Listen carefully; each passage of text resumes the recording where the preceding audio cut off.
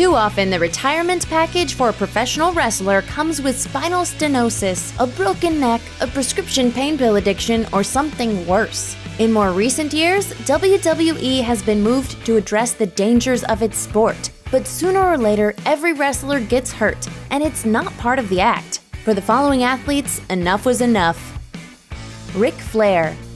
If you know pro wrestling, you know Ric Flair. A 16-time world champion with more than 40 years' experience in rings all around the world, he's survived just about all of his peers and even a few generations of wrestlers that followed him, competing well into his 50s and 60s. So what finally got the nature boy to hang up his robe for good? It wasn't his own injuries, but Jerry Lawler's heart attack, which happened live on Raw in September 2012. 3 months later, Flair gave an exclusive interview to WrestleNews.com saying, "What happened to Jerry was terrible. I think it kind of put a decision on my future in the ring." Considering that Ric Flair could work himself into quite a frenzy cutting promos, it makes perfect sense. CM Punk. Over his nearly 15 years in wrestling, CM Punk went from an indie darling to one of the most beloved and longest reigning champions in WWE history. But after being eliminated from the 2014 Royal Rumble, Punk vanished and was never seen again. On Colt Cabana's Art of Wrestling podcast, Punk finally explained his departure, claiming that the company blatantly ignored many health issues. The most damning allegation Punk made was a growth on his back, which he claims was diagnosed by WWE's doctor as a fatty deposit. When Punk got a second opinion at his wife's insistence, it turned out to be a near-fatal staph infection. Punk's since moved on to a career in MMA, but the fans won't let him be forgotten. Anytime anything happens that displeases WWE's audience, you can expect to hear chants of CM Punk. AJ Lee. Since debuting for WWE in 2009, AJ Lee rode her crazy nerdy girl gimmick to great success and popularity. And yet, by 2015, Lee was gone from wrestling, seemingly for good. She seemed perfectly healthy, so what gives? As it turns out, Lee wasn't quite as healthy as she seemed. According to her autobiography, Crazy is My Superpower, Lee suffered at least 7 concussions in her short career, as well as damaging her cervical spine beyond complete repair. But there's more to it than that. According to IB Times, Lee often felt stuck between two sides, her company and her husband, CM Punk. Ultimately, she chose her husband by leaving. But whether or not that was why she retired from wrestling altogether rather than work elsewhere is up in the air. All we know for sure is that her spine said nope and she walked away from wrestling at the age of 28. Shawn Michaels.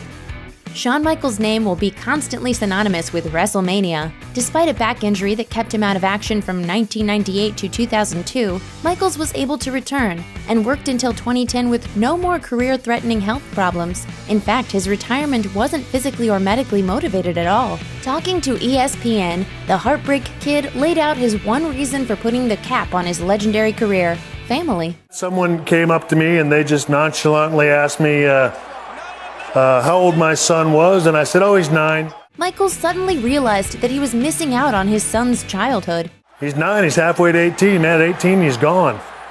And I thought about it, and I thought, oh my goodness, you're right. Michaels' other issue was his match with The Undertaker that closed the curtain for him at WrestleMania 26. The fight was highly acclaimed by fans and critics, and Michaels thought that there was no higher note to go out on than that. However, rumors and hopes that Mr. WrestleMania will change his mind still abound. Bret Hart.